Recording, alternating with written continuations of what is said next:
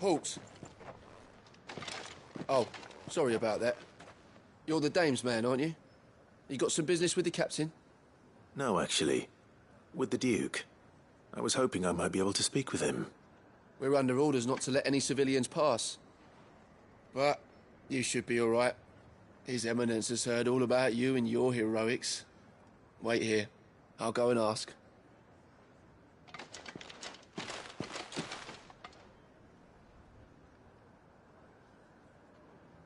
So, you are the sellsword who lent his aid to the garrison. The Empire owes you a debt, and I shall see it repaid. But tell me, is it wealth that you seek, or favor? Neither, Your Eminence. I thought only to inquire about your plan to turn Northreach into a stronghold. Ah, I see. You are worried the expanded garrison will render your services redundant. Yet you needn't be. A proud fighting man like yourself shall always have a place here. Pride of place, in fact. For too long has the contribution of the noble soldier been under-reckoned. But no more.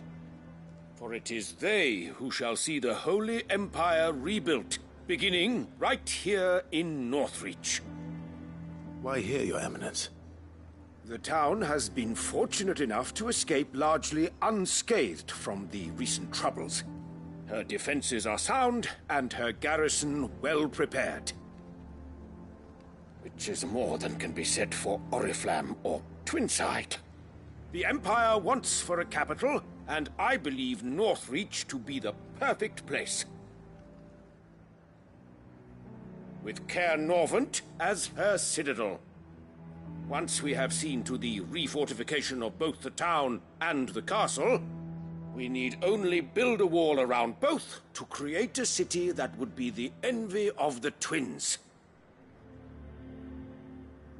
Plans are already underway for the construction. Soon enough, these thralls shall learn that they are no match for the might of Sanbreque. I fear you underestimate how dangerous these creatures are, Your Eminence. Should they return in force, you will need all the people of Northreach to come together in defense of the town. Something they may be loath to do if they've been deprived of their worldly goods. The people will do as their leaders command. If Sanbreque is to be rebuilt, she will require a functioning government. One whose authority is beyond question. That is why this levy is necessary, so that any man who wishes to join the army might do so and be fed, outfitted, and paid as befits a defender of the Empire. And yet there are those who persist in peddling the treasonous lie that I seek to steal from the people and drive them from their homes.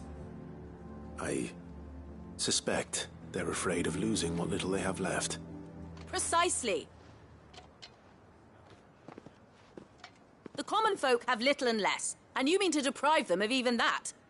You would sow the seeds of your new empire in your own salted earth. Sabine, we have discussed this. Yes, and I told you then how putting the empire before her citizens would lead only to revolt. Without an empire, there are no citizens. And in yours, there will be only beggars. Is that what Griga wills for her people? Do not take her name in vain, Sabine. I'll come back later. A citizen's revolt. I wonder what the people really think of the Duke's plan. It wouldn't hurt to ask them, I suppose. Let's begin with those on the other side of the wall. Sabine, you are embarrassing me. You're embarrassing yourself.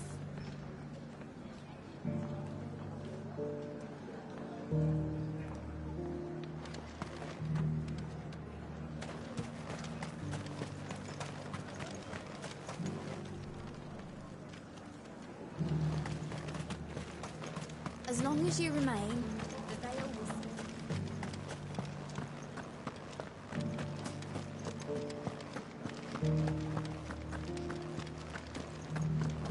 You needn't fret. The creatures... There were ghosts at the gates not days ago. All right there. What is it you're after, sir? Just your opinion, actually. I wondered what you thought of the Duke of Oriflamme. Oh, him. Not much. None of us traders do. It's thanks to nobles like him that we had to set up shop this side of the wall in the first place. Couldn't have the rabble getting any closer to the holy capital, could they? And now he's trying to drive us out completely, threatening to take everything we got from us if we don't clear off. If the dame said she wanted him run out of town, I'd be straight through that checkpoint, tar bucket in hand.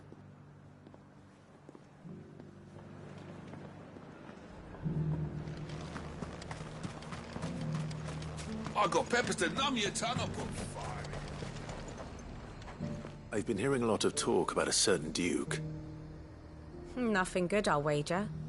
Going around acting like he owns the place. And with hardly a word to the dame. This is her town, not his. I take it you'd rather she was in charge.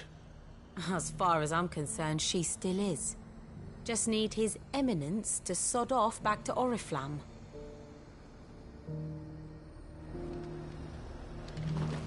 Why? Your stories...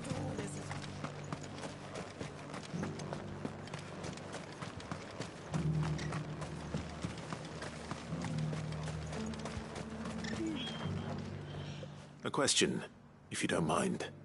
What do you think of the Duke of Oriflamme? Don't get me started.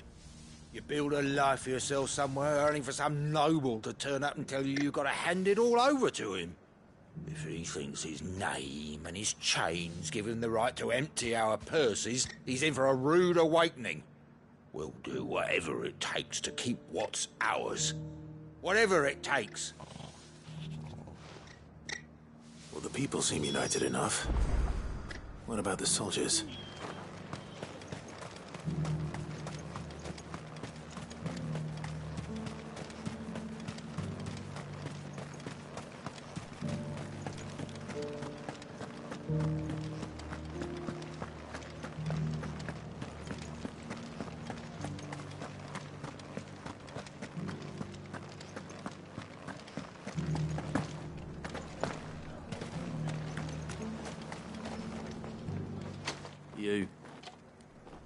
You're the one who was talking to His Eminence.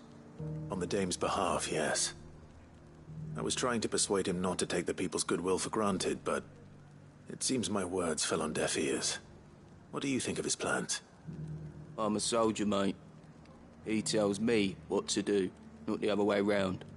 Listen, I've got nothing but respect for the dame, but I've got a family to look after. That's where my loyalties lie, not with the town or the Empire, but with my wife and children.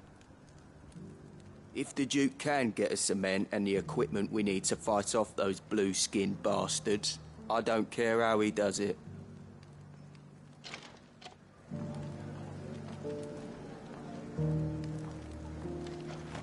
I left everything in the... Sabine, you are embarrassing me.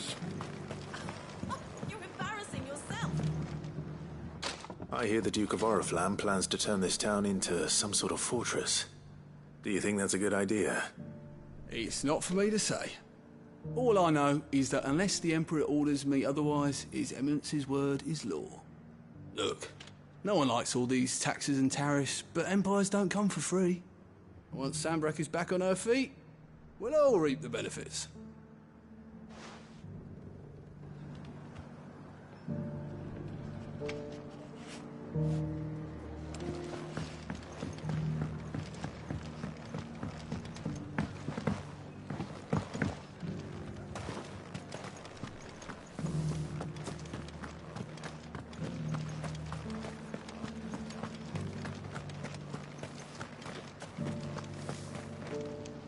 Excuse me, do you have a moment?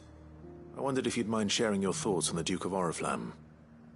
Well, he's made a lot of enemies coming in the way he did. But I mean, look around us. You can see the state the realm's in.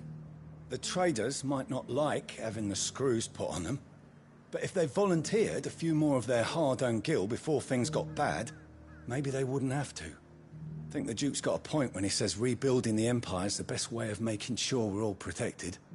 And if that means people who don't know one end of a sword from another have to make way for those who do, well, that's just how it goes.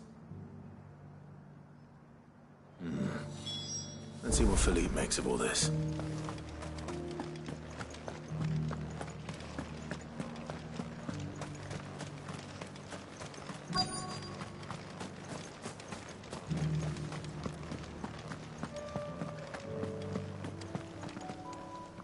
Captain, do you have a moment?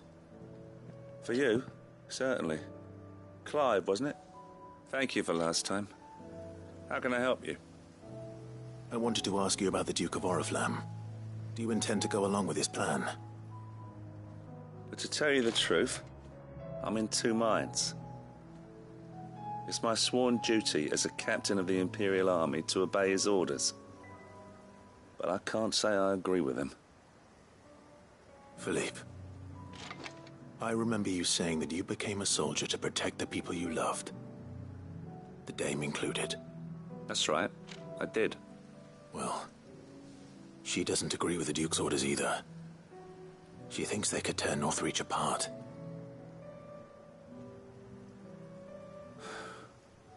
And she's probably right. Thank you, Clive. I know what I need to do now. Protecting the people I love is what matters. Doesn't matter how. Well, duty calls, so I better go. Thanks again.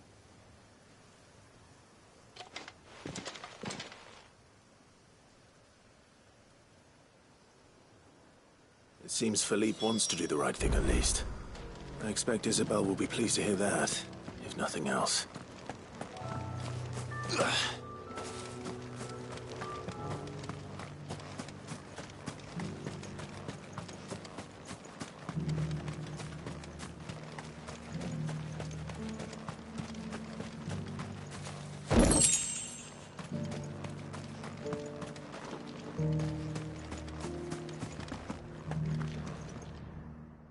Clive, how did you fare?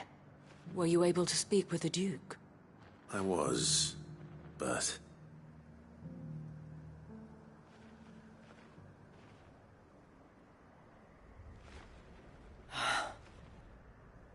So Northreach is to be a fortress after all. Well, it will certainly help to hold back the thralls. There's no denying that. Though I doubt it will come as much consolation to the townspeople whose worldly goods are confiscated to pay for it. They deserve to be heard, Clive. To have a say in this new empire the Duke means to build. Sadly, His Eminence values their obedience more than their opinions, and hopes to reassert the authority of the state. I fear he sees the people as mere pawns on his chessboard to be sacrificed for the greater good. Needless to say, they themselves are of a different opinion, and would rather their destinies were in your hands. The soldiers, meanwhile, are content to follow their orders. And not just because of the Duke's rank, but because of his vision. I thought as much. Had I sworn to protect Sanbreque, I dare say I too would want nothing more than to see it rise from the ashes. Thank you for trying. But the battle is lost. I don't know about that. What happened to your uniform? I handed it in, along with my resignation. Told the lads I wished them well, but that I owe it to those I love to call it a day. But why? Because I realized what really matters to me. Not following some nobleman's orders for the sake of it, but protecting what I care about. Protecting Northreach. I honestly don't know when those monsters will return, but I'm certain they're not finished with us yet. And when they do come back, we need to be ready for them. We need to stand together, all of us. And with you to lead us, milady, I reckon we can do it. It was you who finally convinced me, Clive. There's no point following orders if they go against everything you believe. Indeed. All of us, standing together. That has always been Northreach's best hope, and one which still lies within our grasp. We have only to turn our attentions to the true enemy. Thank you, Philippe, for showing me what I must do. Anything for you, milady. Speaking of standing together, would you mind if I borrowed a few of the lads from the Vale to help keep watch around the town? I fear His Eminence has loftier tasks in mind for the guard. Not at all. Be my guest. Wouldn't be the first time.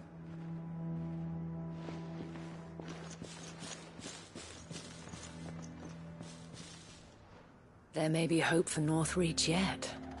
Especially with men like you and Philippe to champion our cause. I, for my part, shall continue to work upon the Duke, in the stubborn belief that I might still tempt him into joining hands. But I suspect I shall have to call upon your aid again. Until then, Clive. Until then.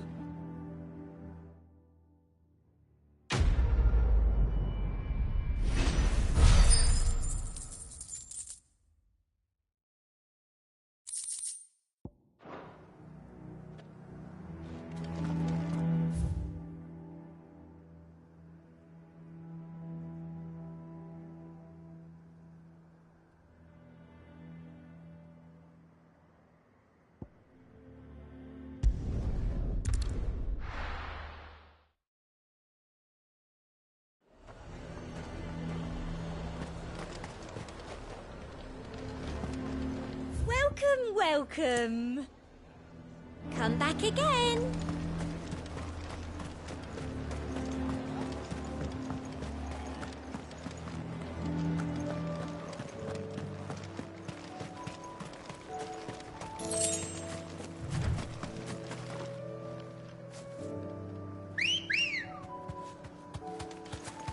Good girl. Yeah!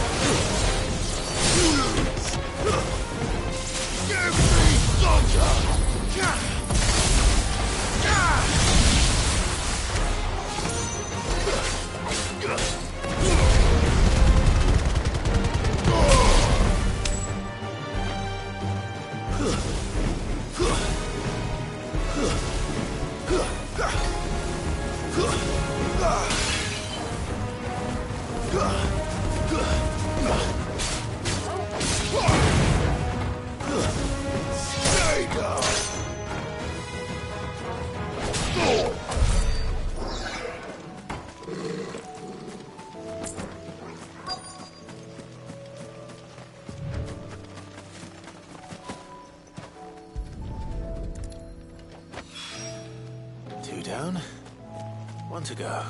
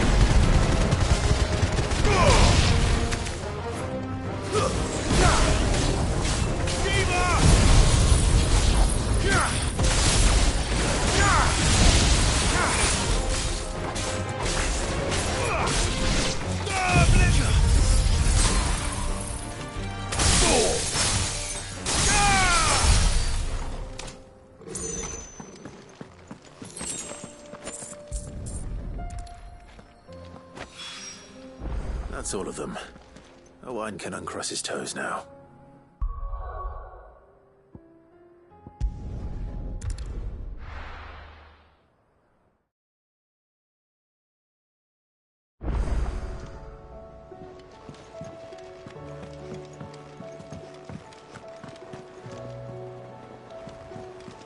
Covered in nicks and lumps, the lot of them.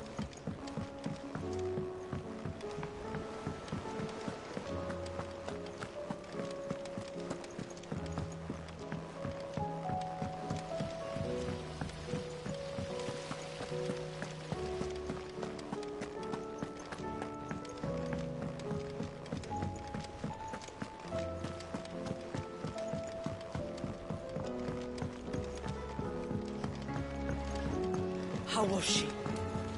The Enterprise. Ah, Sid. Wasn't expecting you back so soon. So, is it good news or bad? Good, thankfully. Here. Ah, that's brilliant.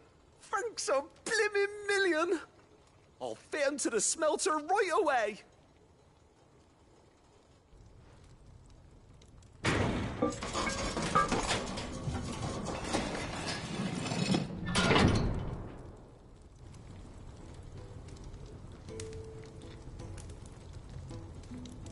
May I present to you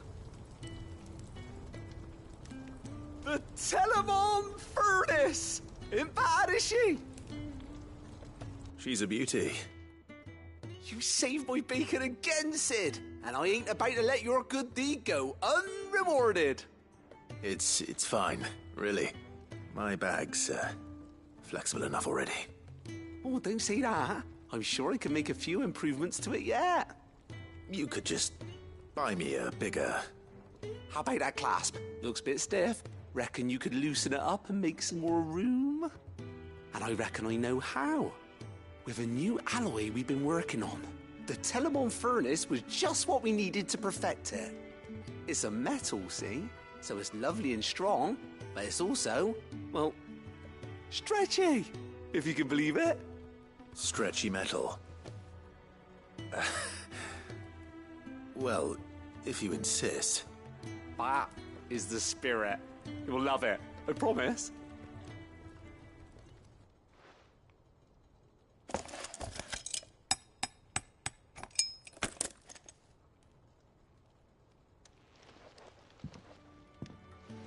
So, what do you reckon? It's actually quite ingenious. Thank you, Owain. Shh, don't mention it. You earned it. And I wanted to get some practice in using that metal anyway. Reckon we'll have all kinds of uses for it around the hideaway.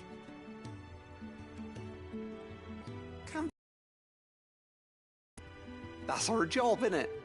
Dreaming up new ways to make life easier around here. Maybe even out there, too.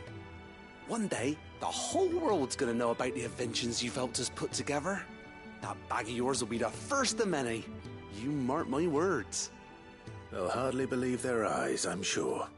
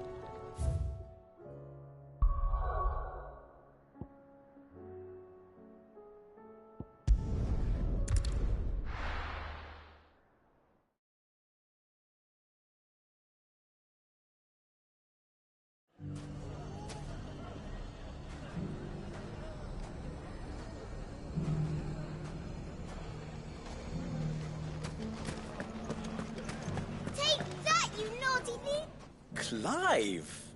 To what do I owe the pleasure? I just wanted to see how the town's been faring since you brought everyone together.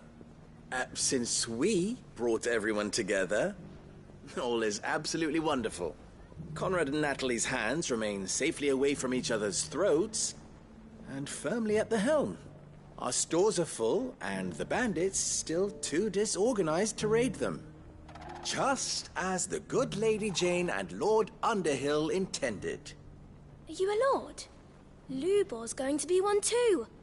They're going to make him the Lord of Dalimil, because of how he stopped all the grown-ups from fighting.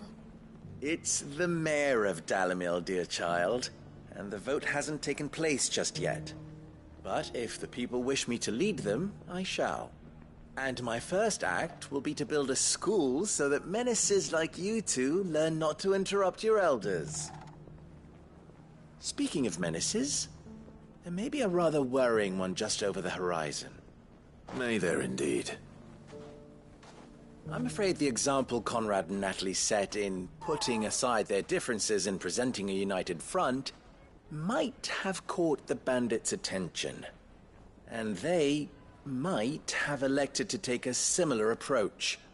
They have formed what one could call a League of Outlaws, and they grow more organized by the day. But we'll fight them all off just like last time, no matter how many of them there are. Won't we, Lubor? Of course we will. If we continue to work together, we can overcome any challenge we choose to face.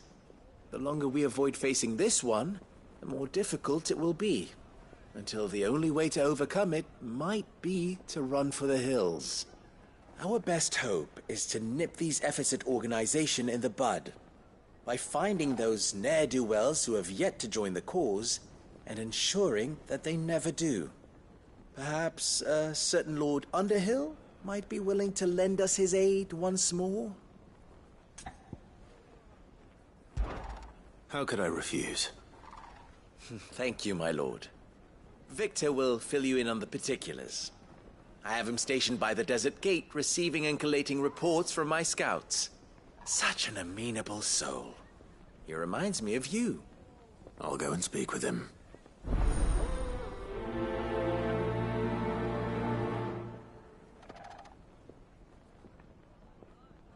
What's the difference between a lord and a mayor? That's easy. A League of Outlaws. Sounds like we have some competition.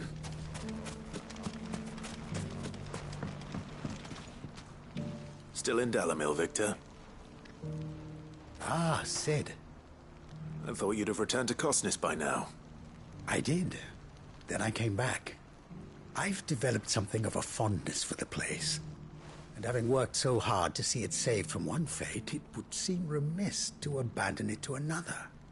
A sentiment Master Lubor certainly isn't shy about exploiting. Hence my doing his bidding yet again. You're not the only one. What does he want you to do? He asked for my aid in putting down the bandits. And he said that you might be able to help me find them. Then you've come at just the right time. I was on my way to speak with Conrad about how to organize our forces. There are more camps in the vicinity than we can safely strike at once. But we must strike together, and we must strike soon at as many camps as we can. We can't give this league of theirs time to rally its forces. All right. Which camp shall I take? There's one upriver.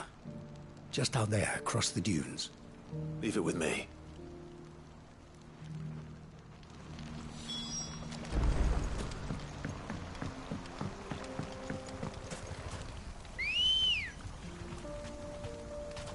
Good girl. Faster! Those ne'er-do-wells on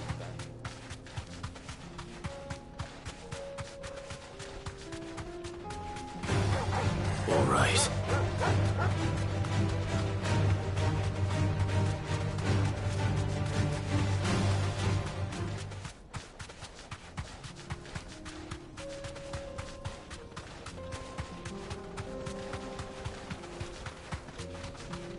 That must be the camp Victor mentioned. Come on then, Toggle.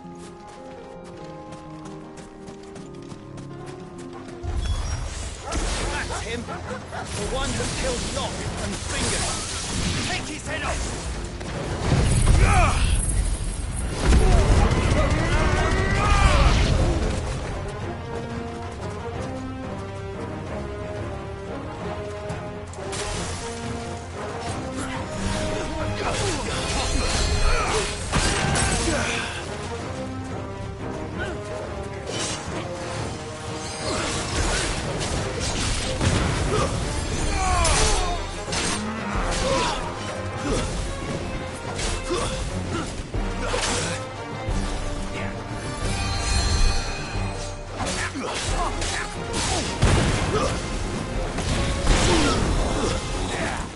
Too slow.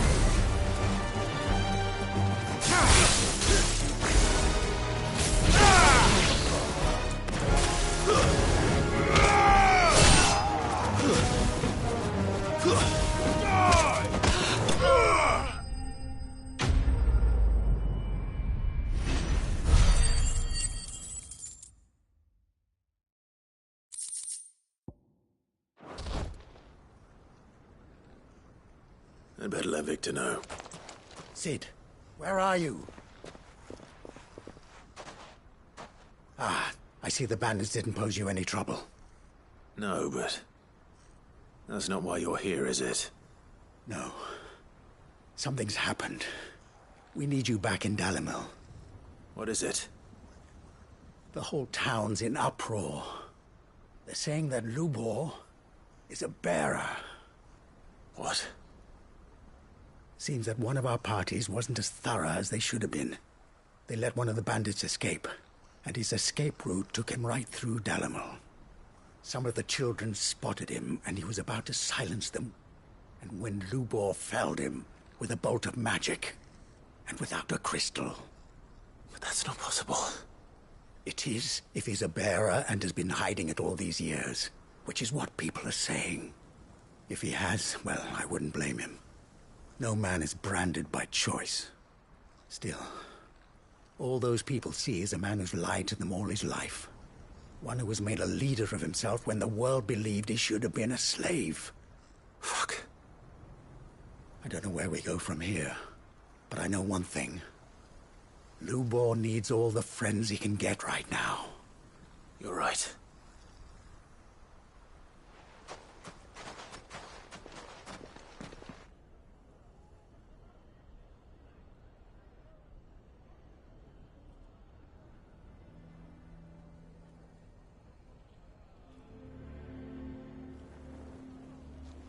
And now everyone knows. I made it a habit to keep a crystal close at hand for just such an occasion. And when that occasion arose, I forgot to reach for it. Well, it was bound to come out sooner or later. We're sorry, Lubor. We tried to keep running. But we just couldn't anymore. There's nothing to be sorry for. I rather enjoyed playing the hero for once. All that matters to me is that you two are safe. Look at him talking to his betters like it's nothing. All lies, I'll wager.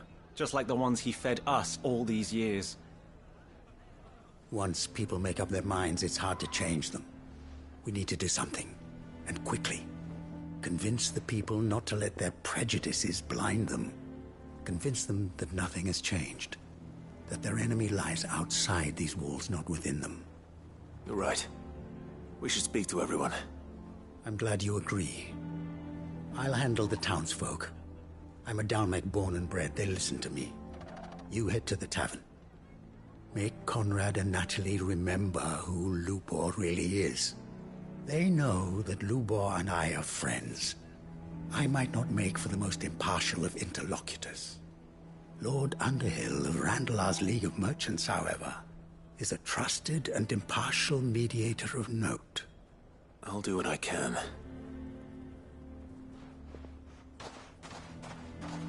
Lubor, stay here with the children. I can't promise anything, but we'll try. And that is all I can ask of you.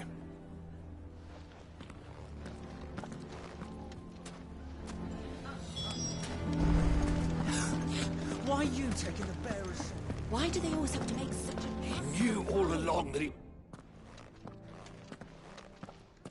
Forgive me for disturbing you, but could I have a moment of your time? I've seen your face before. As have I. Lord Underhill, wasn't it? Of the League of Merchants. That's right. I wanted to speak to you about Lubor.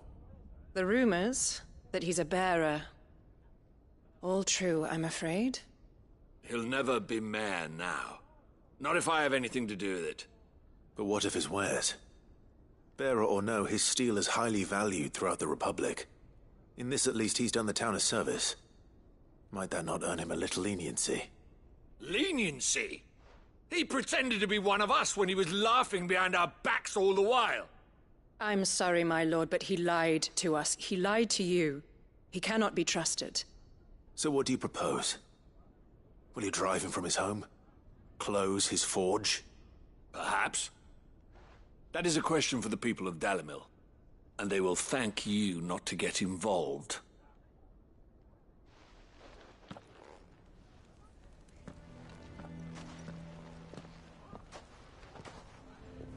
The townsfolk have made their minds up.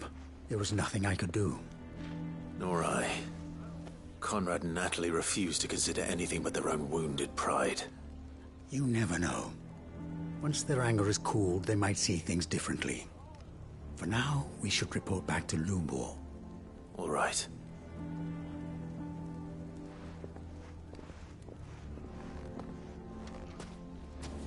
Why do they always have to make such a fuss? Why the hell would Victor take the bearer's side? I assume the situation is hopeless? There's still hope. But...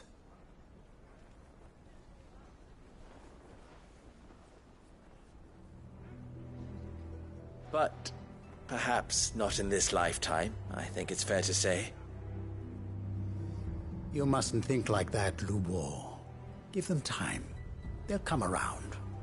We'll talk some sense into them in the end, you'll see. No, you won't. And your efforts would be better spent elsewhere. But Lubor... Rosina would often tell me that steel does not lie. That a blade is a reflection of the smith who forged it. To yourself be true, that was her point. Rather an ironic one when you consider that her life was taken with a blade of her own making. But I do not doubt that she was always true to herself and what she believed in, right to the end. And so must I be. I must do what I know to be right, no matter what others might think of me. And now, I know what that is. I must embrace my new role of villain so that the people of Dalimil have something to unite against. For only united can they hope to stand against the threat that awaits them. I'll need to make a suitably dramatic exit, of course. Don't go, Lubor.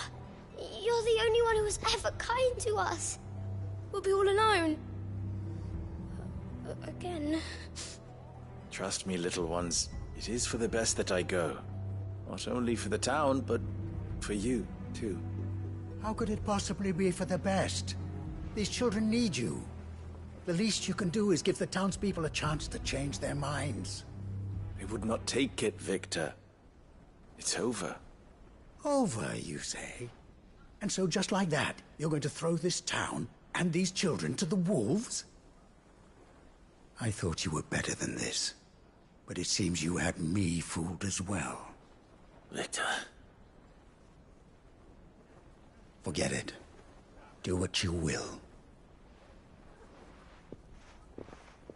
You sure you're making the right choice, Lubor? Of those available to me, I believe it's the best one. Yes.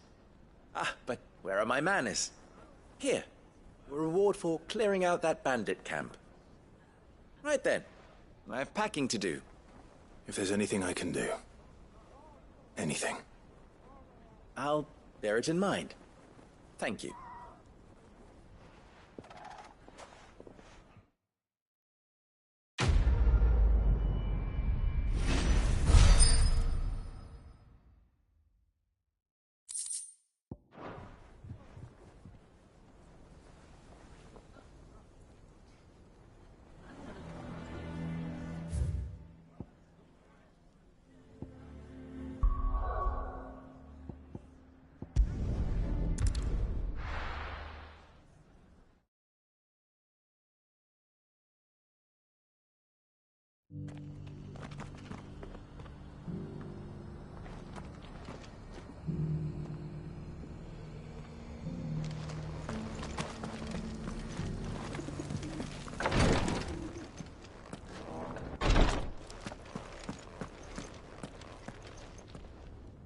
Lord Rosfield, is there aught the Undying might assist you with this day? Perhaps. My brother said that your order was helping him with his quest to uncover Ultima's origins. Have you learned anything of note since last we spoke? Little and less, I regret to report. I see. Be assured, however, that we will not rest until the truth is known. Even now, our archaeologians scour ruins in every corner of the realm for traces of Ultima's touch. Fallen ruins, I take it. Dating back as far as Phoenix Gate. Indeed. Ultima's thralls are oft sighted among the remnants of the fallen civilization, as if protecting the secrets concealed within.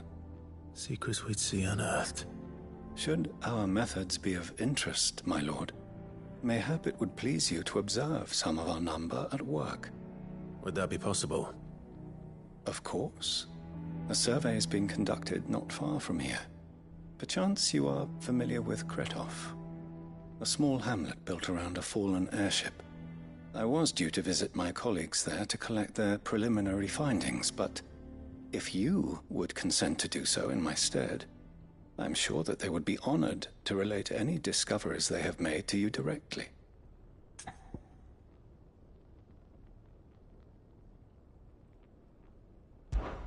All right. I'll go and meet with them. They will be most gratified, I am sure. Might I suggest you take the road through Titan's Wake? It will lead you straight to the village after but a short walk. Thank you. I will. I wish you a safe journey, my lord. May the Firebird's flames burn ever in your heart.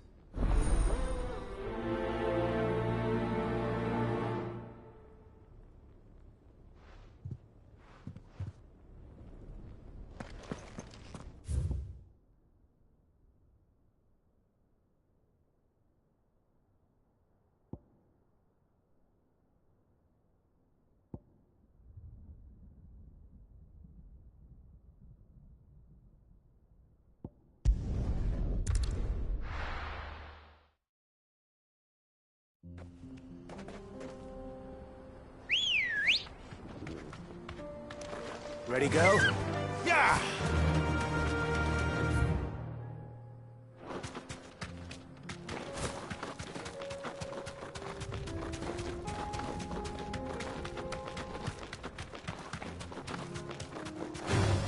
Time to fight.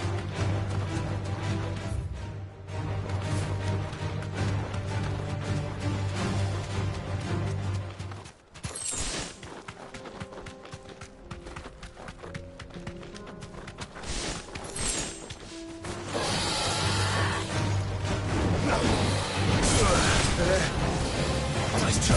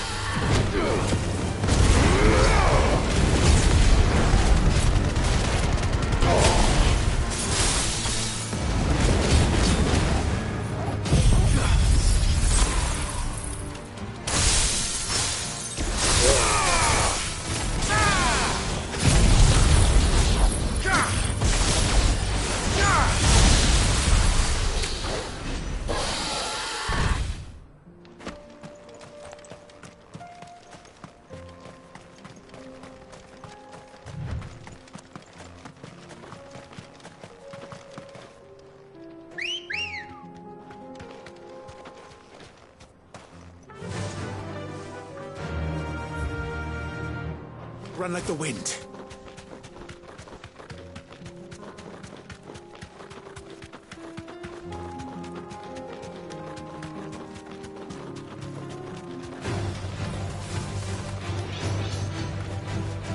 You deserve a rest.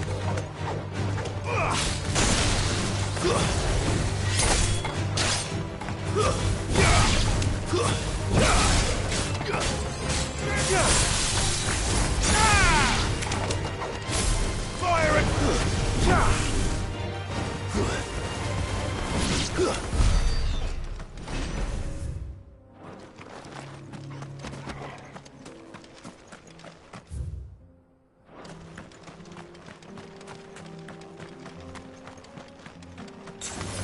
This won't be easy. It's over!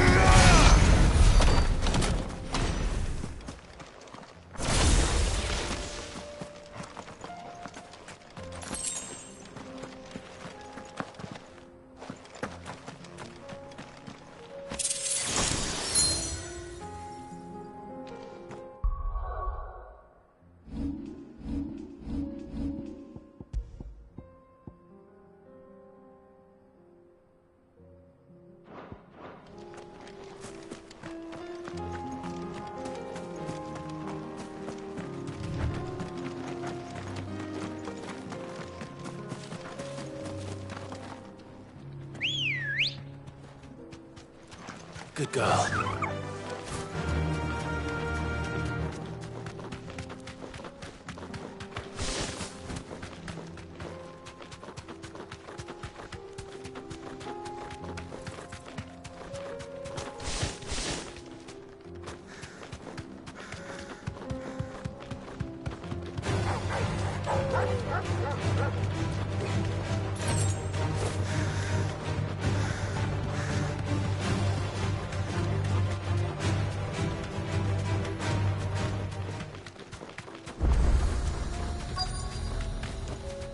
Be safe.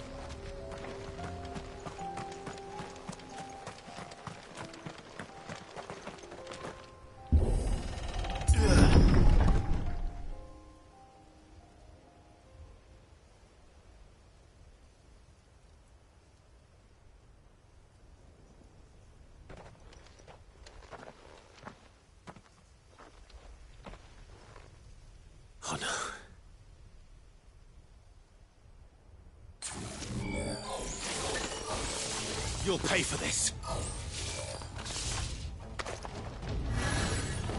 There may still be survivors.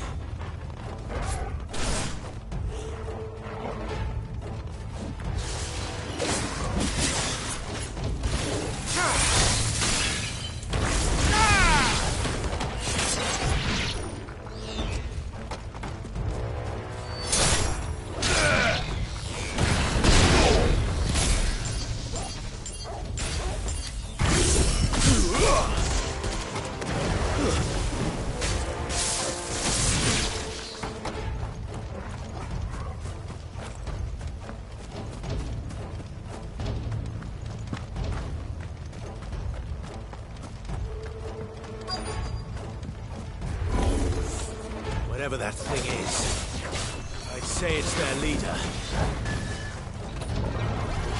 Ah, Blizzard!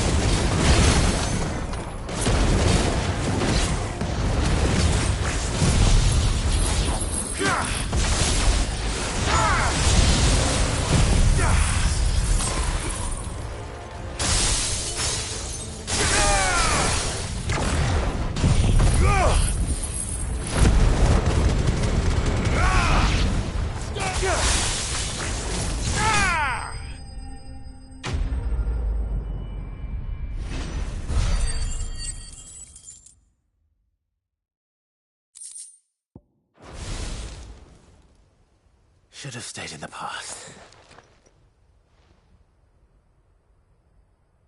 These must be Cyril's colleagues. You have our thanks, stranger. Who are you? Ah, forgive me, my lord. I did not recognize you. You are Lord Rosfield, are you not? We are archaeologians, tasked with surveying this site. When the echoes appeared, our brothers here occupied their attentions. Thanks to them, and to you, we were, for a mercy, able to see our duty to its conclusion. You call that a mercy? Your brothers might still be alive if you put their safety before your duty. Surely this survey wasn't worth dying for. We are charged with uncovering Ultima's origins. A duty of the highest import, as I'm sure you will agree. And you think your dead brothers would agree with you too? I know they would. They gave their lives for the cause, an honor to which all Undying aspire. Now, to what do we owe the honor of your presence, Lord Marquis? Cyril told me of your work here, and I agree to collect your findings in his stead. I see. That is most kind. Pray, take them then, with our humble thanks. May the Firebird's flame burn ever in your heart, as it does in ours.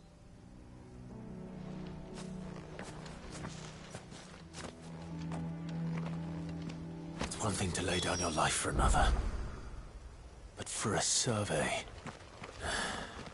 I suppose I'd better get this back to Cyril.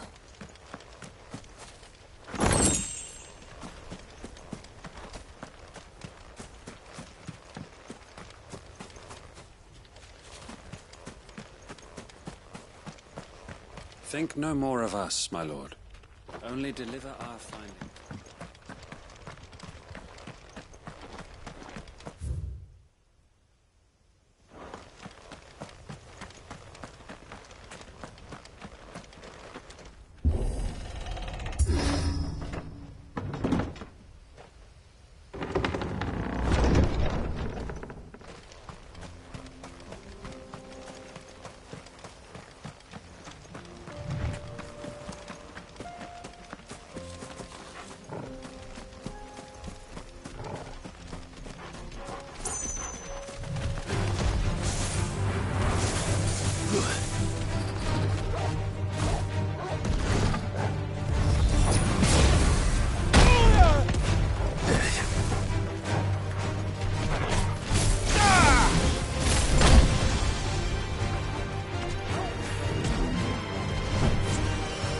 Thanks, boy.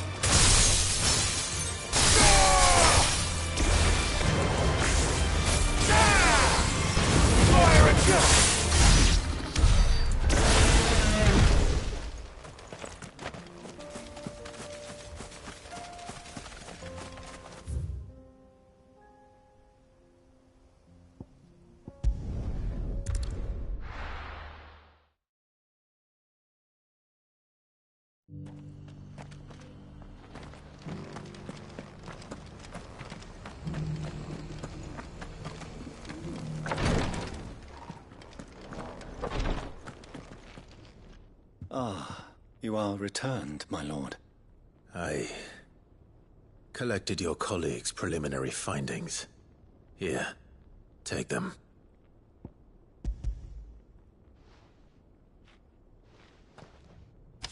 My thanks.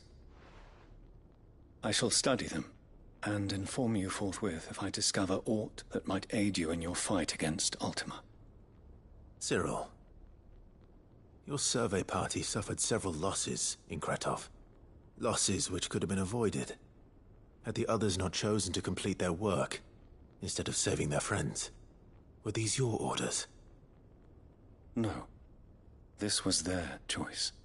Every Undying devotes his life to the service of the Phoenix. It is our sole duty, and should we die in discharging it, so be it. Even when death is avoidable. My lord, I fear that this is not a point over which it would be fruitful to argue. The Undying have served the Phoenix for countless generations, and your opinion of our methods, however earnest, is not like to change them. We live to serve the Phoenix. Our very order exists for that purpose, and that purpose alone. Cyril, I know that you and your brethren answer only to Joshua, but allow me to offer you a word of advice. It does not further the cause of the Phoenix to have his loyal followers surrender their lives without good reason. Provide your survey parties with an escort, that they might live to do their duty for years to come. Think not only of how you can serve the Phoenix, but how Joshua would want you to serve him. Please. For all our sakes. I thank you for your advice, my lord. If you will permit me to respond, our faith in his grace, Joshua Rossfield, is absolute. And we of the Undying will do what we believe is right to fulfill our duty unto him. As first shield to the Phoenix, I am sure you understand what it means to do one's duty. I do. Then we are of the same mind. And it is my hope that we may continue to do our duty together.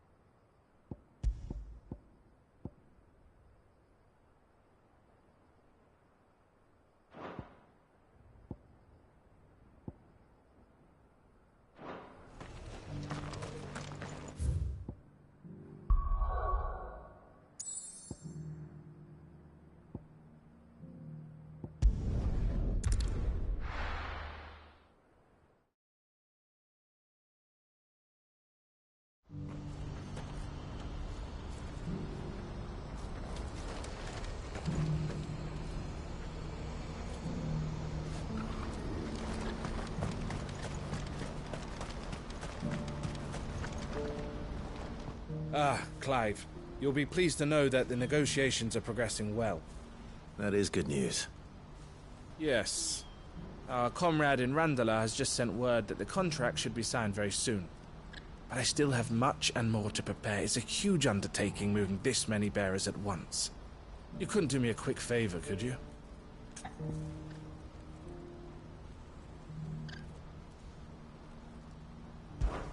What is it this time? More wild beasts? Nothing like that.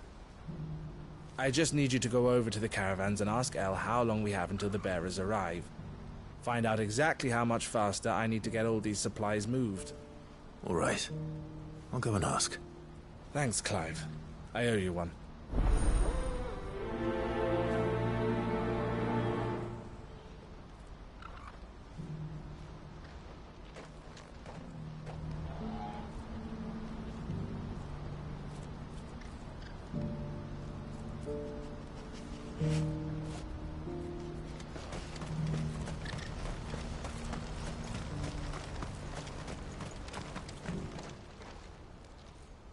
Don't blame yourself, El. This is their fault, not yours. I know, but... No buts about it, all right?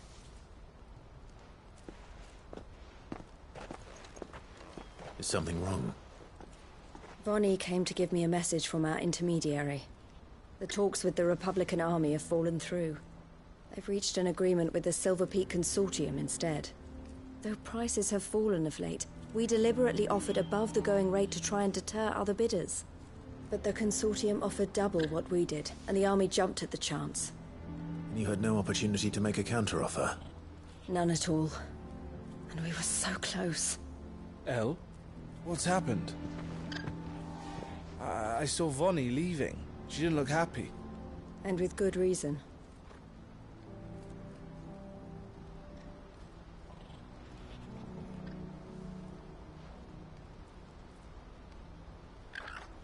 But I thought we were the only ones the Fist were speaking to about the bearers. How did the Consortium even find out about this? It's not so surprising. They have ears all over the Republic. This isn't over. The Consortium will have to sell these bearers eventually, and at the price they paid, buyers will be few and far between. I'm going to Randalar myself. Alone? You sure that's wise? Are you offering to be my bodyguard? How kind. Meet me at the checkpoint near the capital gates. I'll send an owl ahead and request a meeting. You go to Cashlock, Theo, and get everything ready. We've waited far too long as it is. Even if I fail to free these bearers, there will be others. Someone needs to prepare the place and keep any prowling beasts at bay. Oh, and that's me, is it? Well, it looks like I'm following orders till she gets back from meeting the Silver Peak Consortium, who've been doing their best to undermine our scheme. She'll never join them after this, surely. No, she said it herself. She still has plans for Cashlock, even if this one falls through. She means to stay with us, then. I can't say I'm not happy to hear it, but... is this what she really wants? You have to trust her. You're right. It's what she wants now. And if Elle's off fighting for the cause, I should do my part too. So I bid you farewell and safe travels, my friend. I'll gather my men and leave for Cashlock. We'll make sure the place is well stocked and defended. You go to Randalar and see if you can stop my sister biting the Consortium's heads off. If she won't consider her prospects, someone has to. I'll do my best.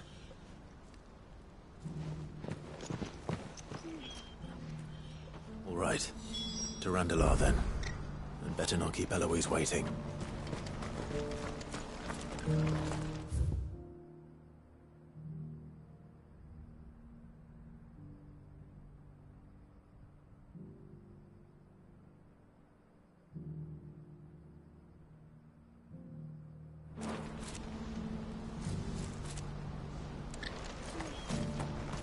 Who needs a porter when there's nowhere left to go?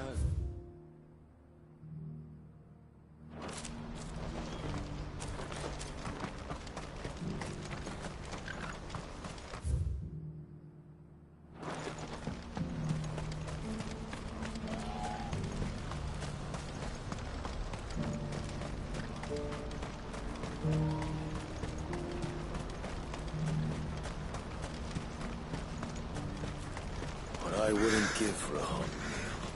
Looks like this is the end of the road for us.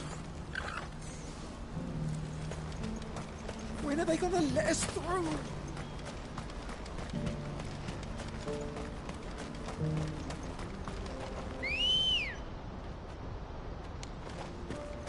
Ready, girl?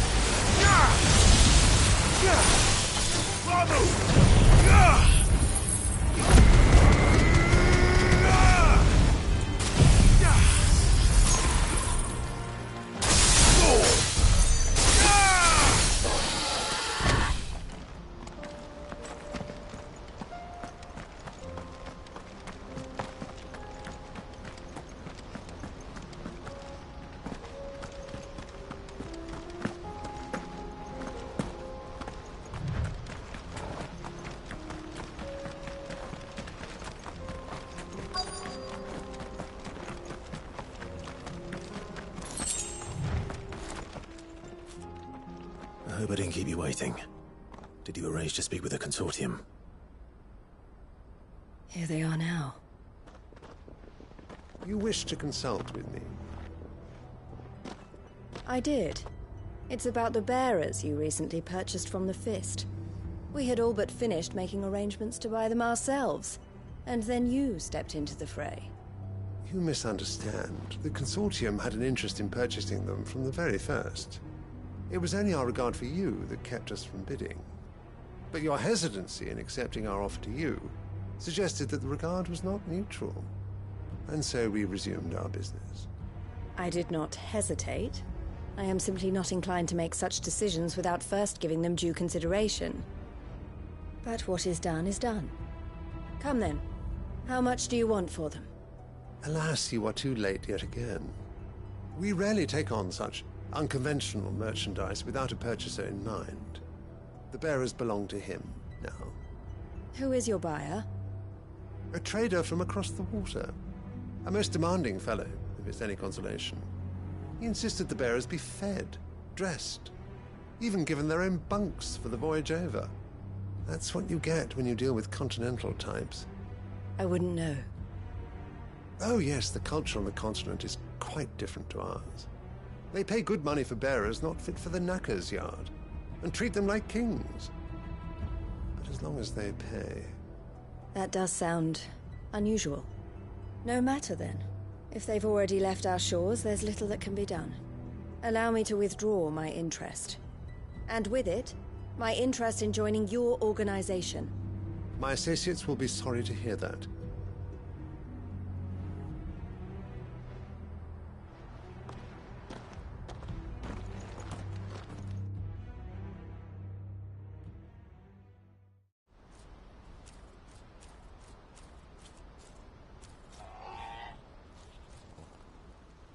I'm sorry you weren't able to save them. As am I. But I only have myself to blame. He was right, you see. The Silver Peak Consortium did intend to buy those bearers before I did. Their representative hinted at a possible purchase when he came to recruit me. I feigned interest in joining them in the hope he might be encouraged to tell me more. And he did just that. As soon as he left, I sent my own offer to Randalar.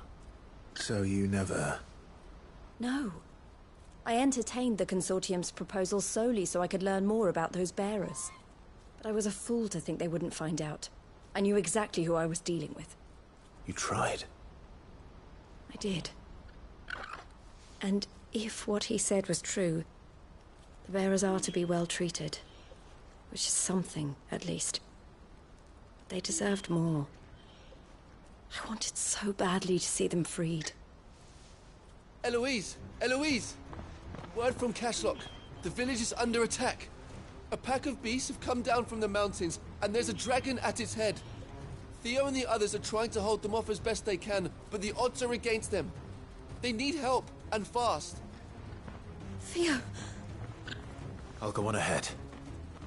Thank you, Clive. I'll gather some men and join you there. Just make sure he's safe.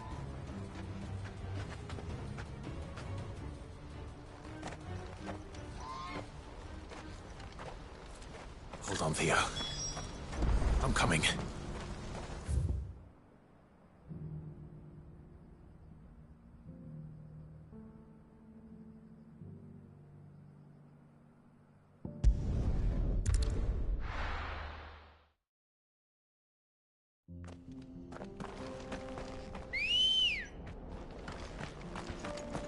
Ready to go?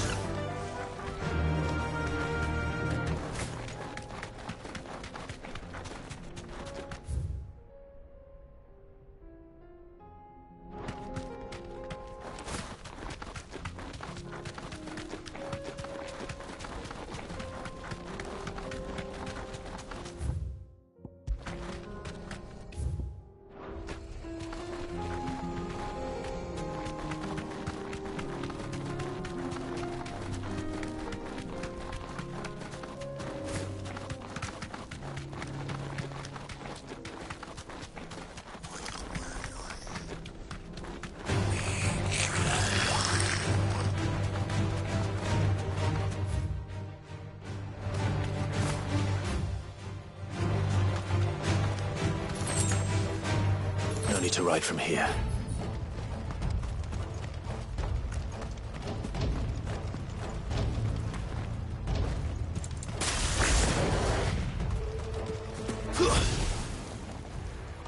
Where's Theodore? Upriver! He led the dragon that way to keep it from the village, but the whole area's flooded with ether. We just have to pray he makes it out in one piece. I can do better than that. Torgal, with me.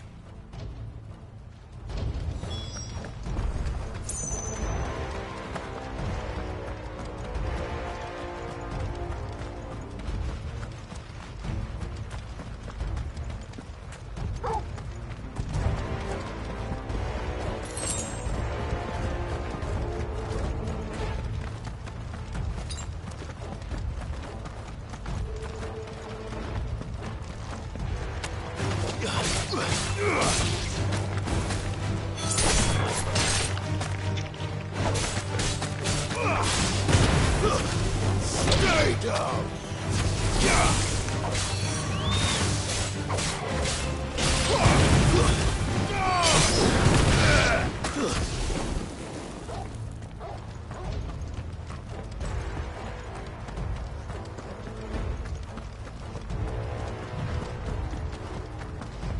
Where are you, Theo?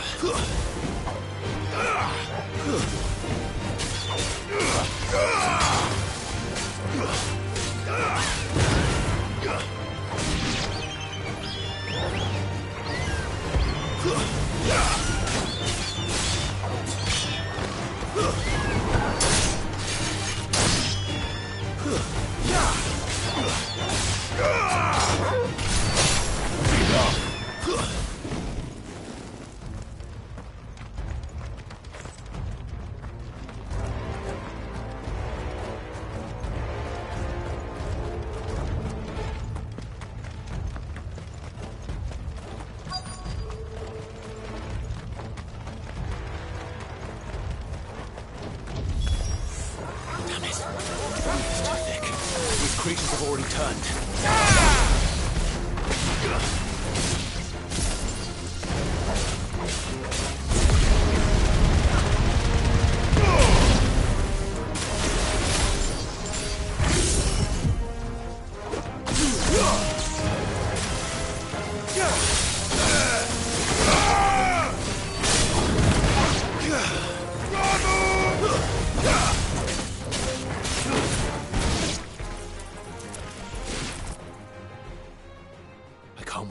time.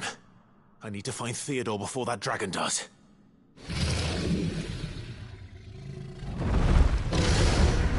Looks like it's found me. This thing's turned as well. This isn't going to be easy. Yeah. Too slow.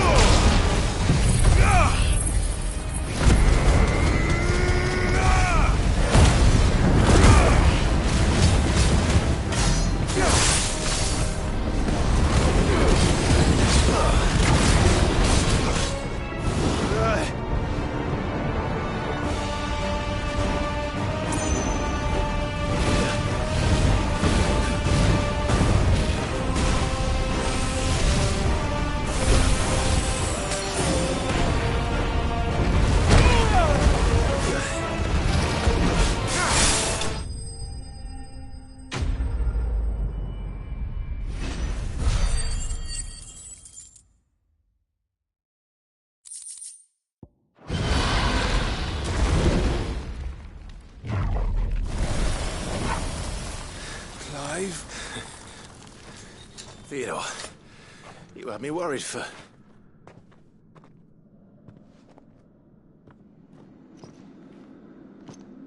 We have to get you out of here.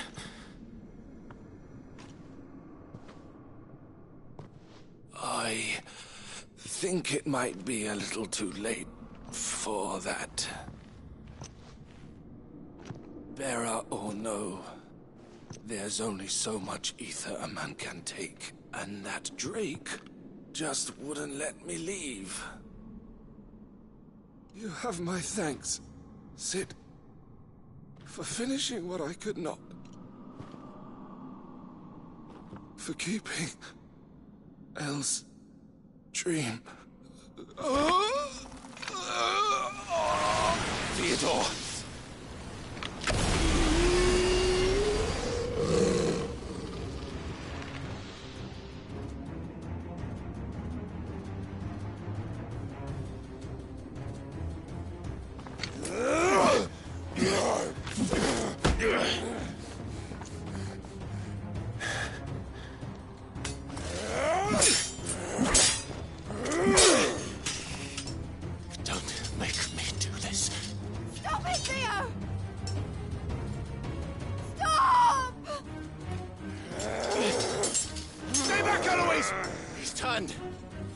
So will you!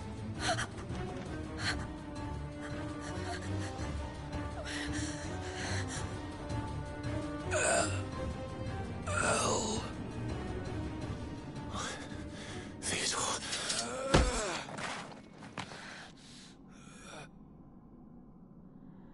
Take care of my sister. Theodore, wait. Goodbye, Elle.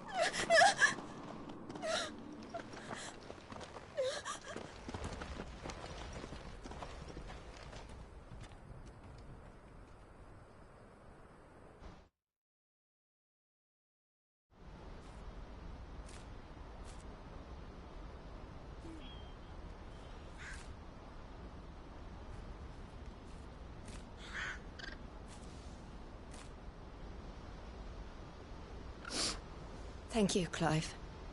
I think I'll be all right now.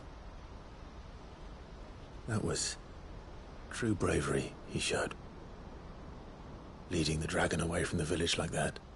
His first instinct was always to protect people. To put others' well-being before his own. And now he's gone. Because I sent him to that place, against his will. It wasn't against his will. He was ready to do whatever it took to show you he could stand on his own. So that you would finally be free to live your own life. To live my own life? He never could come to terms with the choice I made. What exactly happened? You once told me Theo was the first bearer you ever helped.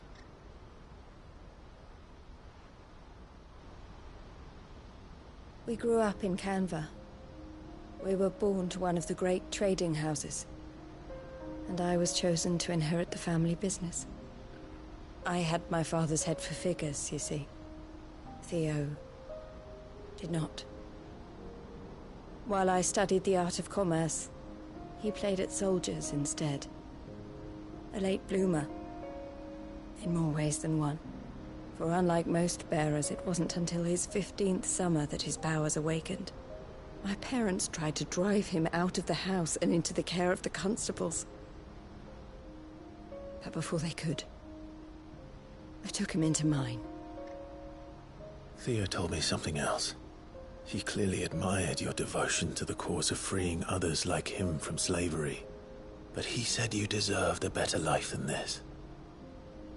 He wanted to free you from what he called your bonds, just as you freed him from his.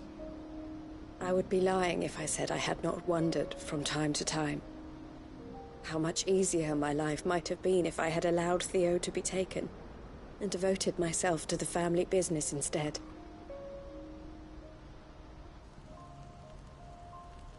But I have never regretted the decision I made. Being with my brother meant more to me than tradition or reputation. I only had to look at him to remind myself of that night and the choice I made and the fact that I would make the same choice again in a heartbeat.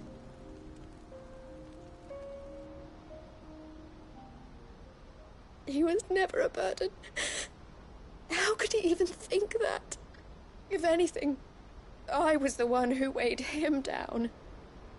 You weren't, Eloise. He said it himself, that he had always been grateful to you for saving him, and that he wanted to repay you by letting you live the life you were denied.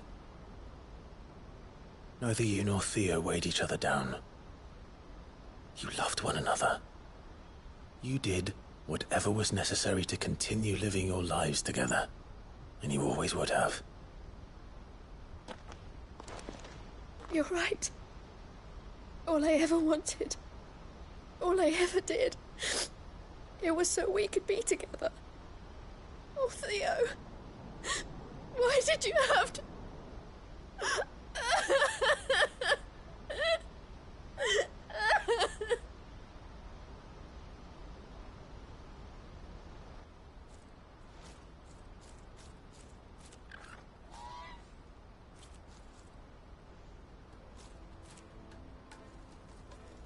I know Theo wanted me to move on, but I'm staying here at the Crimson Caravans to continue our work. We can make a difference here. We can help people, save them. I need nothing more from life than that. So I'll carry on doing what we do, ensuring that goods, people, bearers get where they need to be, bringing smiles to people's faces just like we always have, and to Theo's. Wherever he is. This is the life I have chosen. The life I will always choose. I've made a choice of my own. To continue helping you however I can. Whenever you need it. Thank you, Clive. Let's go on together then. For Theodore.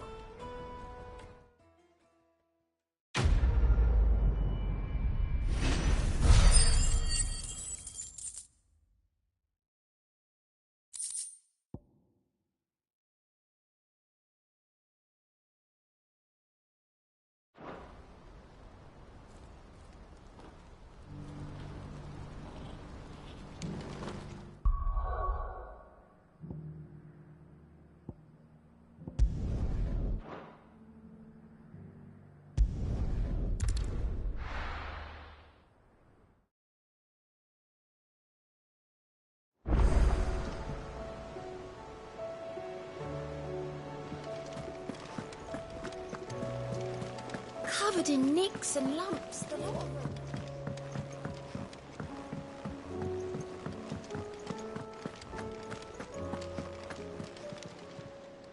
How may I help you today, Clive? All yours. Come again. I may have more.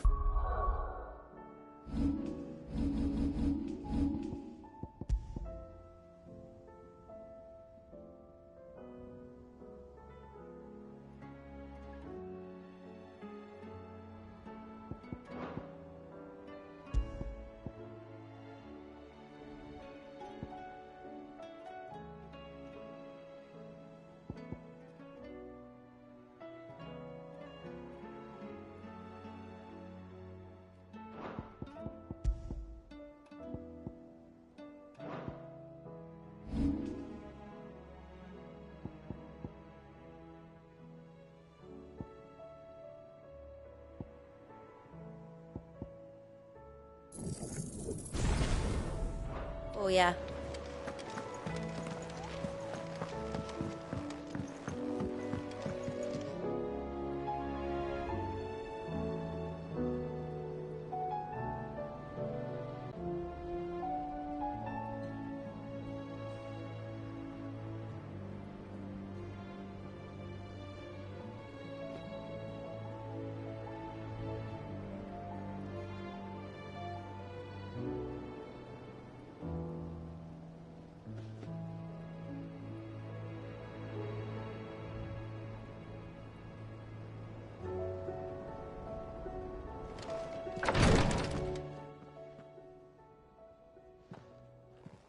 How are you feeling, Joshua?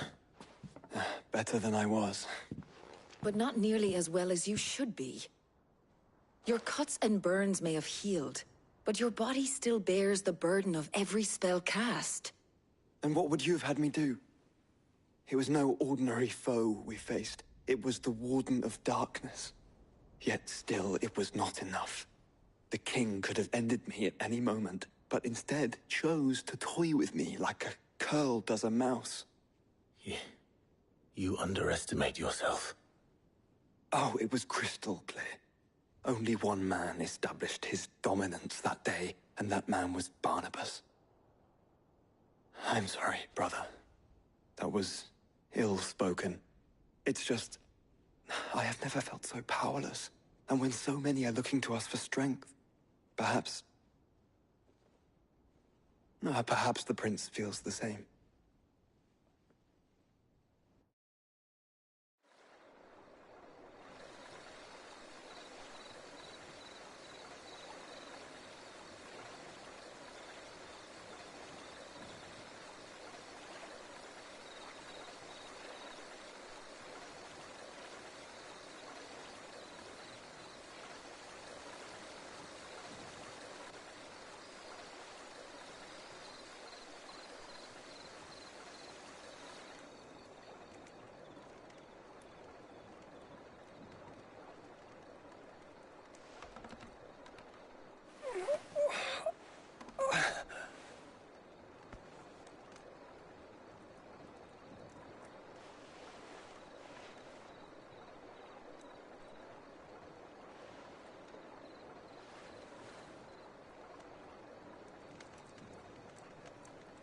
What is this place?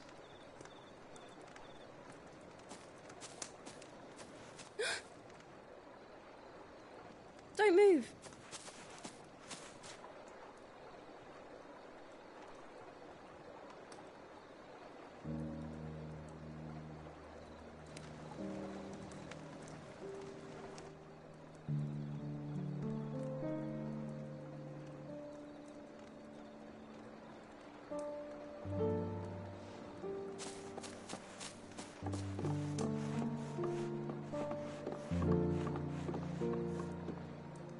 Here, it's fresh from the well.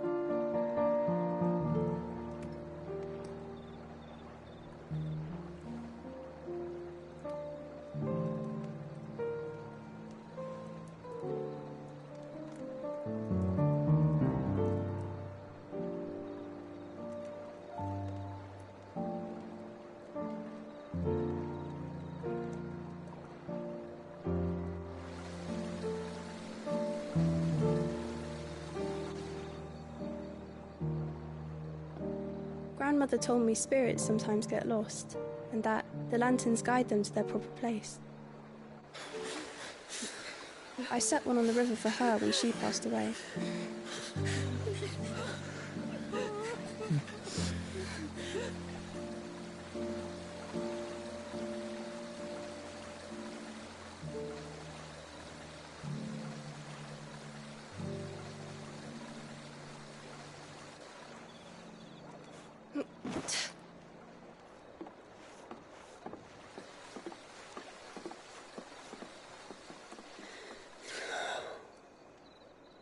The fiend works from the shadows.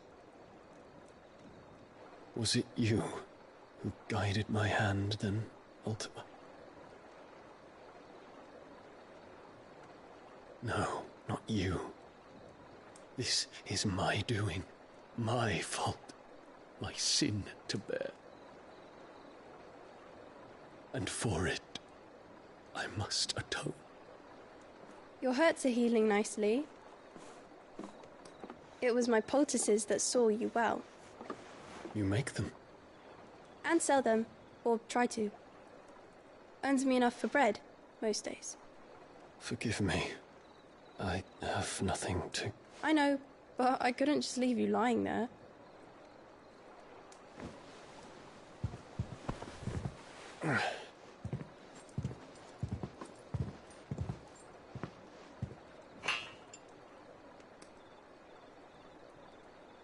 You're going then? Of course. I'm healed. Thanks to you and your poultices. Will you promise to come back and visit?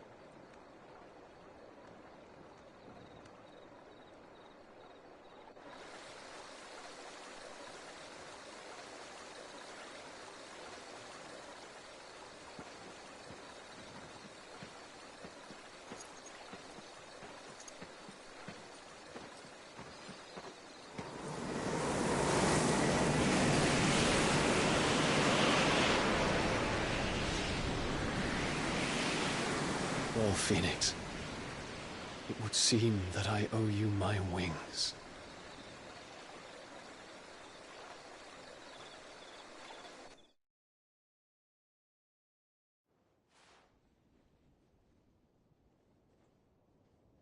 Perhaps he can find an answer. You will be returning to Waloed soon, I gather. I see no reason to wait. Then neither do I. I can think of a few, but I doubt they'll stop you. You will take your medicine. Of course, Lady Daya. Set on leaving already, are you? How long will it take us to get back to Ash? Dunno, about the same amount of time it took us to get here. Maybe less, if your uncle can find someone trustworthy to patch up the Enterprise. All depends on where we're putting into port, mind. Yes. It's not as if we can put ashore wherever we choose. We have to assume that the whole of Ash is hostile, and that we'll be attacked on sight. Then we must find a place they won't think to look. And I have an idea who might know of one. The Professor! I'll go and tell you come in. While you're plotting our brains about Ultima. Then I'll talk to Karen about supplies for the journey. They may not be easy to come by in Ash.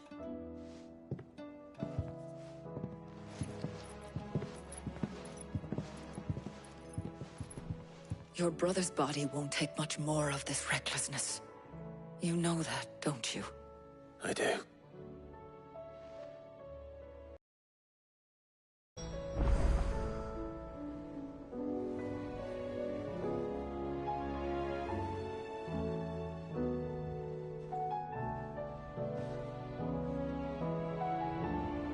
You've seen more of the world these past 5 years than most do in a lifetime.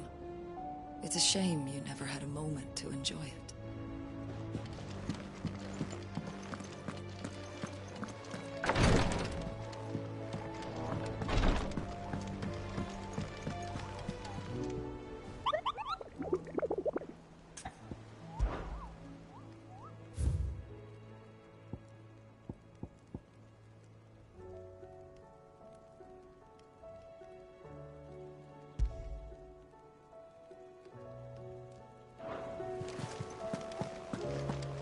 still say it were a compliment. Ah, Clive. I was wondering when you'd arrive. Please tell me you've come to take our young prodigy here off my hands. I'm not here for Mid. I need information on Ash. Then why not ask Molly if you can look in one of her ovens? Go on.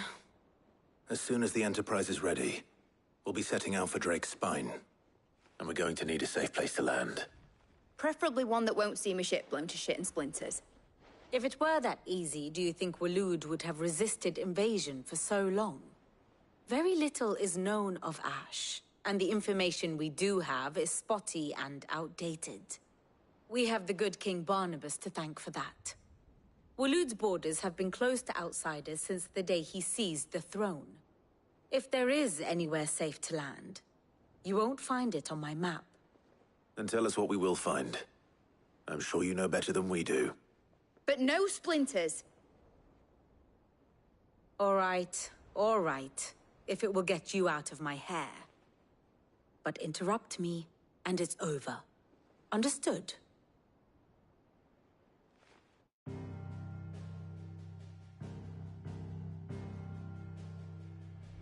Barnabas Tham, the one they call the Last King. Understand him, and you will understand the kingdom of Waloed. Barnabas was only a boy when he arrived from beyond the southern seas, and barely a man before he united the ragged tribes of Ash. And having unleashed them upon the formidable Veldamark, he set his throne upon the ancient kingdom's ruins. The victory sent shockwaves around Valisthea, tales of Odin's might spreading through every court, parlor, and drinking hole in the realm. Note that this was in the year 843, and that the king still sits upon his throne some 40 years later, quite untouched by time.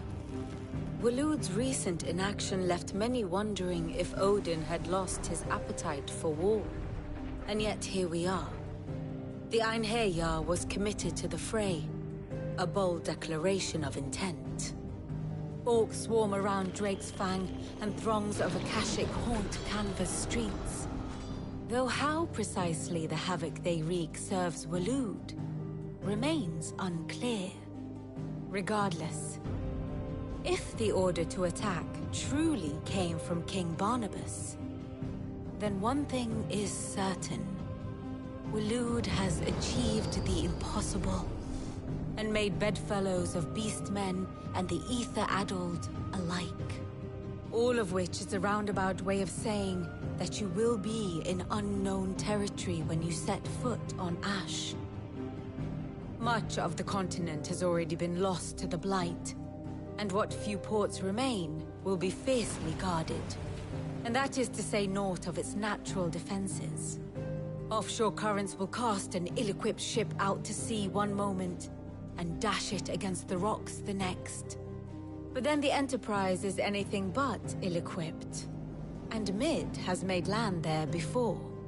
Now, if only there were someone with an intimate knowledge of the Shadow Coast, and where a daring gentleman might put ashore.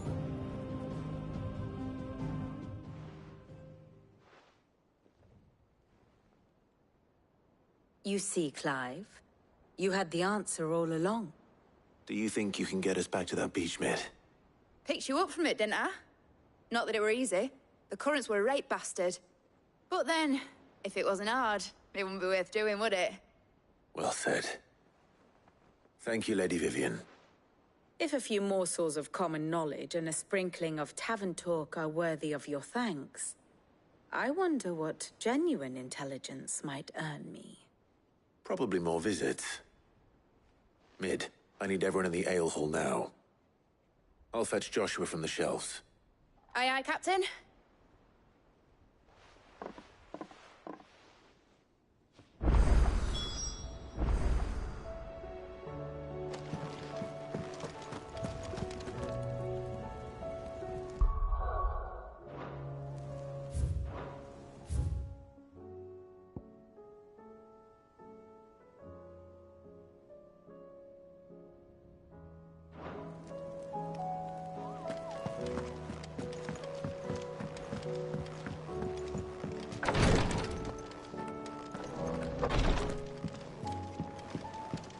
Please, Your Grace. Ah, my Lord Marquis.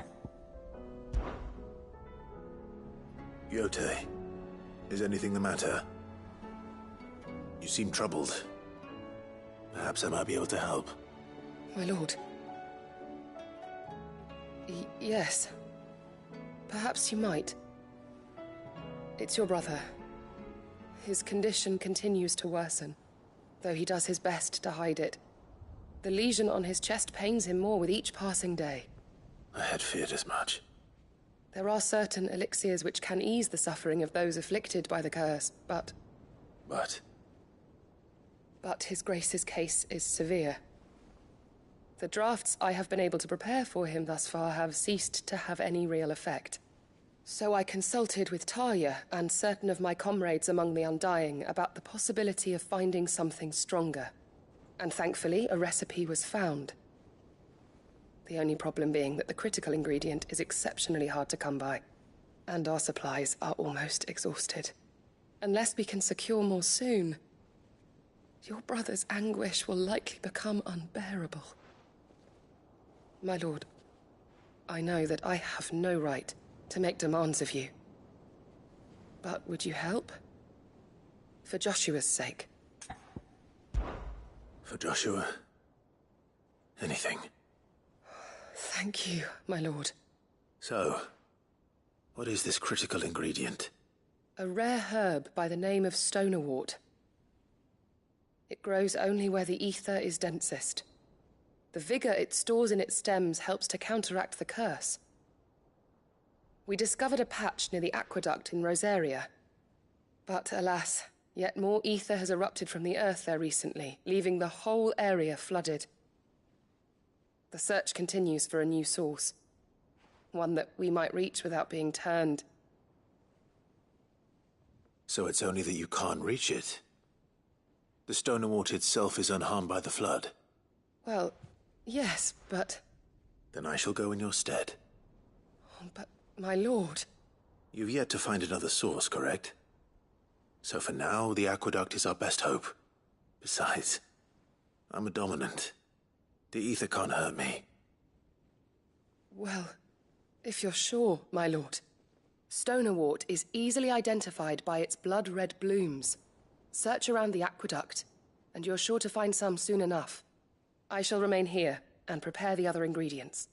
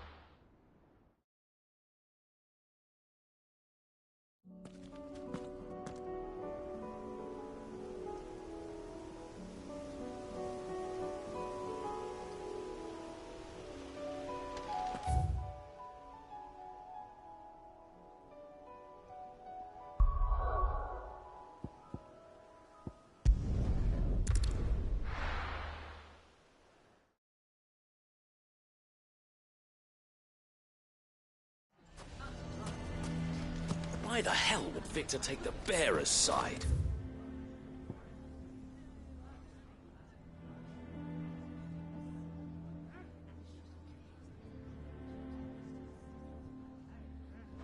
For a share in Lubor's ill-gotten gain.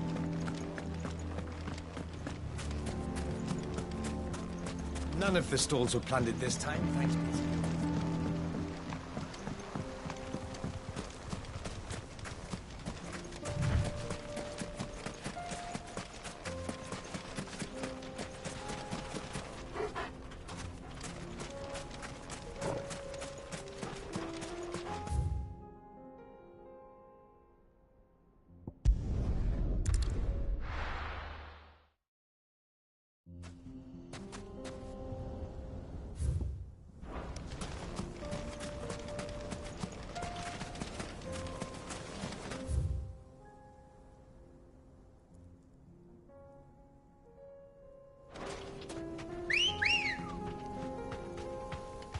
Let's go.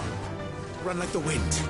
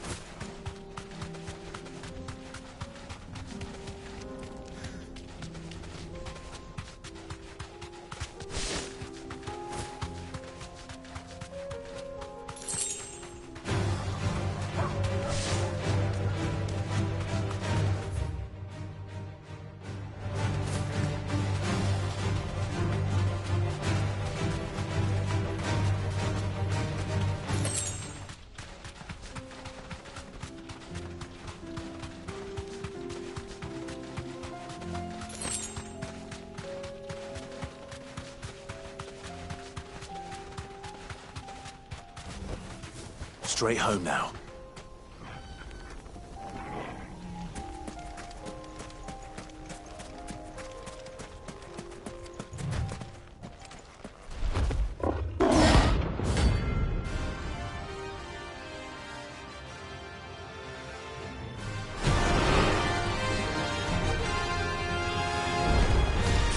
We're not gonna outrun this one. Stay close, Torvald.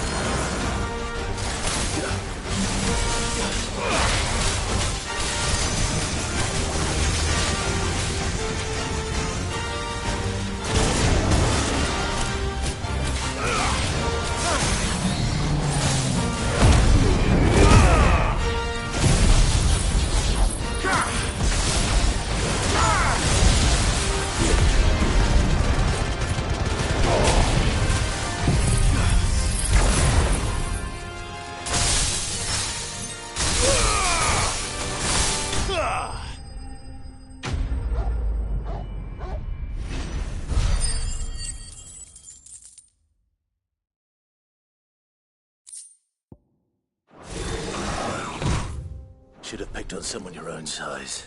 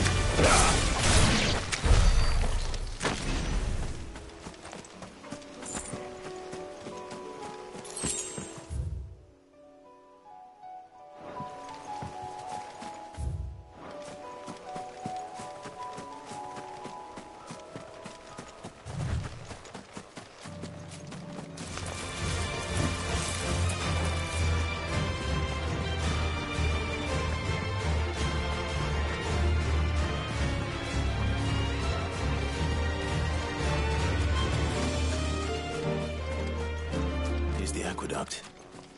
Now to find our stonewort. Yote mentioned blood-red petals. Just my luck. Well, I won't be doing anything till they're gone. There's only one thing for it.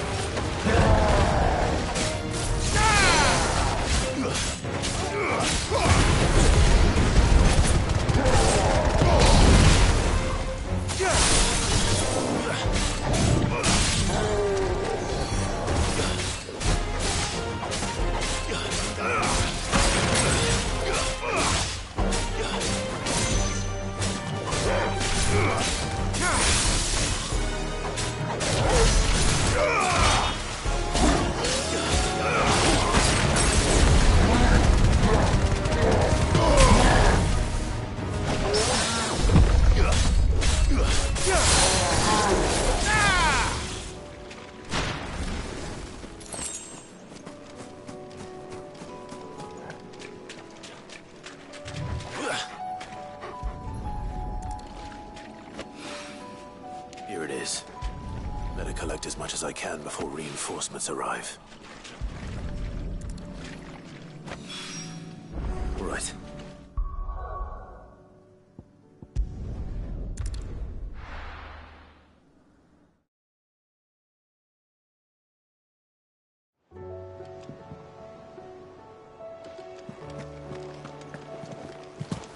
Karen says she'll provide what she can for our voyage to Ash, and has even agreed to forego payment.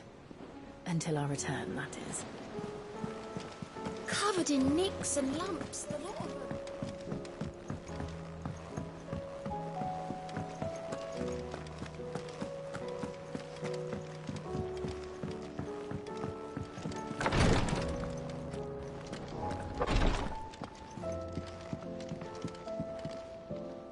Yote, I brought back all the stone and water I could find.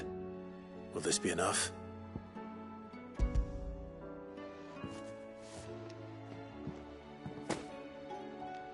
Yes, my lord. Thank you. I'm sure it will serve us until we can find another source. I'm very glad to hear it. You and His Grace are very much alike, you know. You think only of how you might help others, and never of the danger to yourselves. No more than you have minding my brother. You've risked a lot for him, and I thank you for it. I am honored that you should say so. But I beg you, my lord, do not give too much of yourself for the sake of others. We could not afford to lose you. I'll keep that in mind.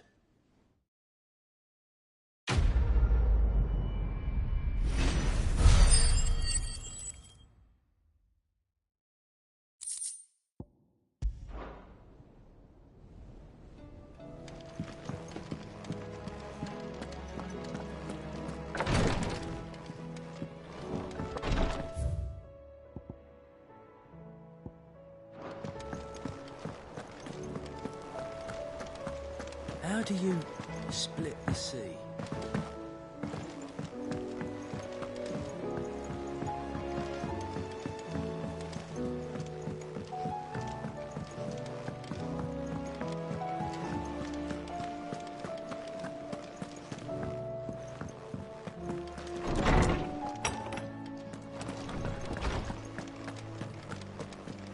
I have no reason to assume.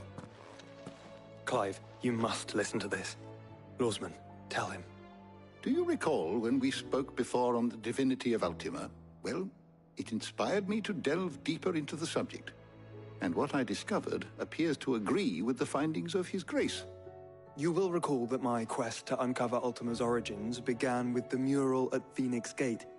But while I've always known it to be important, its secrets have heretofore eluded me. Now, however, I believe I know where to find a more complete example, one that will reveal all we seek. Master Clive, have you ever in your travels chanced to hear of the Circle of Malleus? I would think not, if you have. But there was once a time when the faith flourished, the oldest known religion in the Twins, and though its popularity eventually waned on Storm, hints of its dogma remain embedded in more modern faiths such as the Crystalline Orthodox. Wait, you said it waned on Storm. What of Ash? Religious monuments are often torn down or repurposed when new faiths rise to prominence. But if no new faith arose, then perhaps the ancient temples might still stand. And so, you see now why I must accompany you to Waloed. It would appear the past still has much to teach us, though in this case, it would not have been possible without the musings of Moss. To think that you carried a copy of my old mentor's chronicles all along. I am relieved to discover it in good hands. I shall guard it with my life. Joshua, if you're finished here, join me in the ale hall. I need to speak to everyone before we leave. Right away.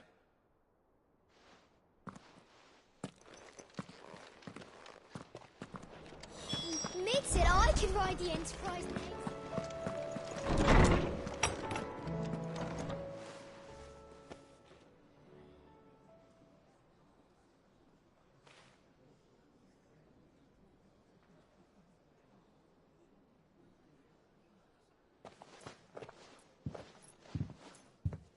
My apologies. By now you've all heard where we're going and why. So I won't bother you with the boring details, only the important ones. If we attempt to approach Stone here by sea, there's a good chance we'll be sighted and fall prey to the capital's artillery. So instead, we'll disembark on the southwest coast and make for Drake's Spine on foot. I say we, but It's highly likely the entirety of Ash is under the rule of Ultima. A large party would only attract unwanted attention, as well as slow our march and require supplies which may be difficult to obtain. Only Joshua and I will be going. And a scout. Preferably a good one. Gav, do you know of any? You bet your ass I do. Might still borrow some of Lady Vivian's maps, though. Just in case, like. Once you've dropped us off at the Shadow Coast, you need to retreat into neutral waters, fly merchant colors, and stay inconspicuous. If you sense any danger at all, you leave us behind and return to Storm. Inconspicuous is my middle name. But like hell am I leaving anyone behind. The ship ain't going nowhere till your scurvy mugs are smiling on deck. Jill, the Enterprise will appear a tempting target for royalists and pirates alike. You're to stop anyone boarding. Don't worry. I'll keep the ship and her crew safe. You'll be needing passage home, after all. But... very well. If there are no questions, I'll see you all at the docks.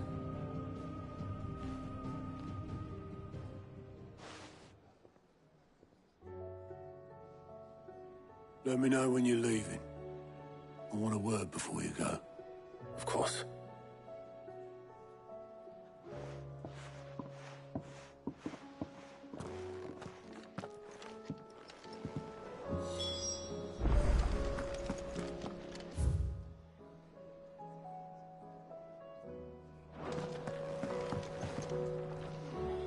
You look like you could do with a drink.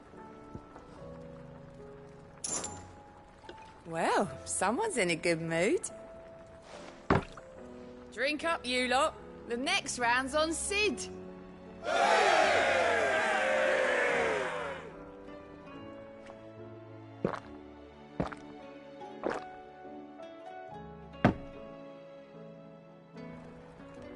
Oh, keep your mug handy.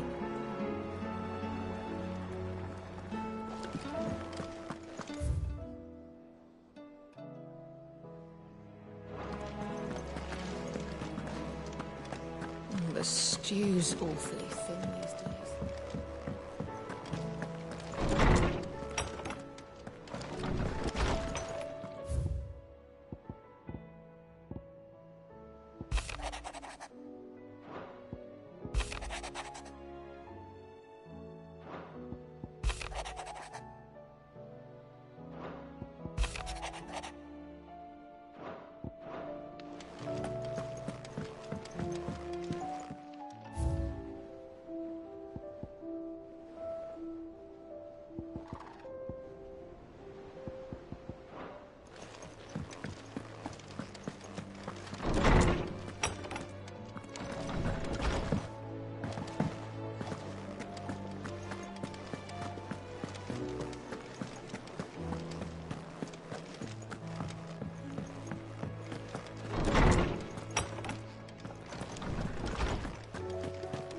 Said I can ride the Enterprise next.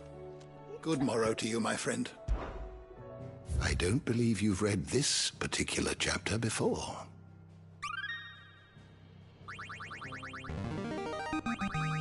Now this, I believe you will find most interesting.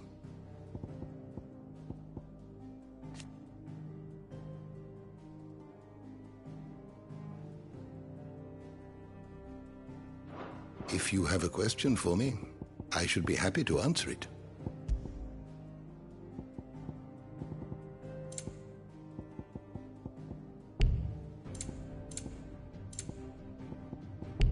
The door to the shelves shall ever be open.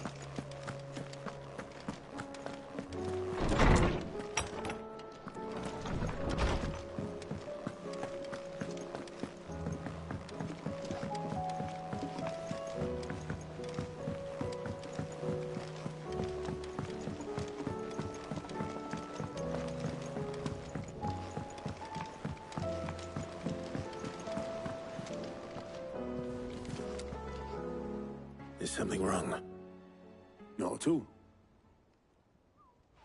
Honestly. Can't a man wish his friend farewell? Just wanted to let you know that I'll keep things in order while you're off saving the world. I'll hold you to that.